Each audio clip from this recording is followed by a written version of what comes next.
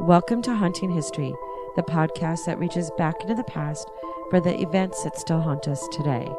Tales of true crime, mystery, and the macabre.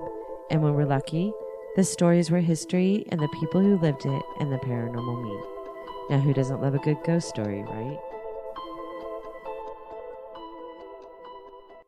Welcome back to Haunting History Podcast. I'm your host, Kat. We are taking a short break from our normal episodes to enjoy the holiday week, but didn't want to leave you completely hanging. So today is a mini episode of what's coming next week. Trust me, there's so much more to uncover, you won't want to miss it. But before that, I want to take a moment to thank each and every one of you, our listeners, supporters, and fellow mystery lovers, for being such an important part of our journey. Thanksgiving is a time to reflect, and I couldn't be more grateful for the incredible community we've built together. In our last episode, we explored Natalie Wood's life, her relationships, and the events leading to that fateful Thanksgiving weekend in 1981. Next week, we'll pick up where we left off, examining the haunting details of her final hours and the questions that still linger decades later. Natalie Wood's death shocked the world, but what many don't realize is just how tangled this case became in the years that followed. Conflicting accounts, new information about mysterious bruises, and a chilling timeline of events provided by new witnesses have left investigators, the public, and some family members asking, what really happened that night?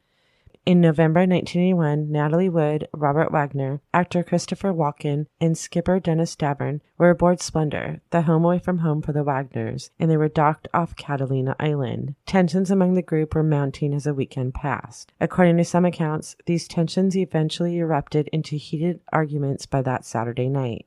By the next morning, Natalie's body was discovered floating in the water, wearing only a red down jacket, a nightgown, and wool socks. At first, her death was ruled a tragic accident.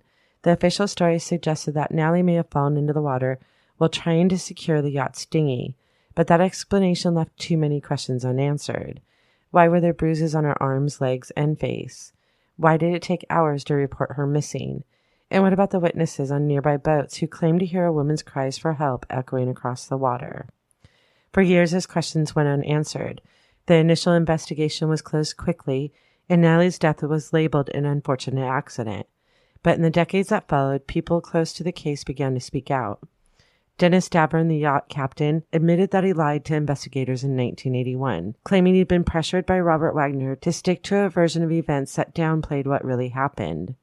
Over time, Davern shared details that cast serious doubt on the original findings, details about the escalating tension on board that night, and Wagner's behavior after Natalie went missing.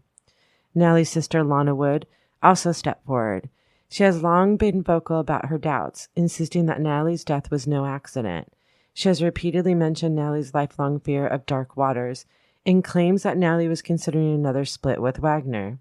In 2011, the Los Angeles County Sheriff's Department reopened the case, citing new information provided by Davern and other witnesses. Among them was Marilyn Wayne, who described hearing a woman's voice cry out, "Help me, please, I'm drowning." Despite these chilling accounts, Wayne was never interviewed during the original investigation and later reported receiving a threatening note warning her to stay silent.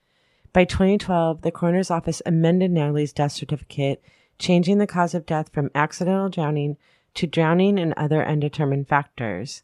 A re-examination of her injuries suggested they were more consistent with a struggle than with an accidental fall. In 2018, Robert Wagner was officially named a person of interest in the case. Investigators made it clear they wanted to interview Wagner further, but he has consistently declined to cooperate. Next week, we're going to talk about the reopened investigation, the conflicting accounts from those who were on board the Splendour that night, and the lingering questions about Natalie Wood's final hours. Was her death a tragic accident, or did something more sinister happen? Stay tuned as we continue exploring the mystery surrounding one of Hollywood's most iconic stars. As we reflect on this heartbreaking story, I also want to reflect on the things that I'm grateful for, starting with you. Whether you've been with us from the beginning or this is your first episode, thank you for sharing your time with us. Your curiosity and your love of history, the paranormal, and true crime, you are our people. As you gather with loved ones this Thanksgiving, take a moment to appreciate the connections in your life. Natalie's story is a poignant reminder of how quickly life can change and how vital it is to cherish the moments that we have. We'll be back next week with the next chapter of Natalie Wood. Until then, don't forget to subscribe, leave us a review, and share the podcast with anyone who loves a good mystery. And if you have thoughts, theories, or questions about Natalie's case, I'd love to hear them. Connect with us on social media or through our website, or by sending an email to hauntinghistorypodcast@gmail.com. Thank you for spending a few moments of your Thanksgiving week with us here at Haunting History Podcast. From my family to yours, happy Thanksgiving. And we'll see you next week for part 2 of Natalie Wood's Unsolved Death. Because who doesn't love a good ghost story, right? Thank you for listening to this episode of Haunting History Podcast. We love hearing from you, so be sure to like, follow, and comment on Facebook, Instagram, and Twitter at Haunting History Podcast. And don't forget to subscribe, rate, and review wherever you listen to all your favorites. Visit our website at hauntinghistorypodcast.com for more information on each episode, links to our Patreon page, and all of our social media platforms. Until next time, I'm Kat. I'm Haley. Remember, the living are far scarier than any ghost.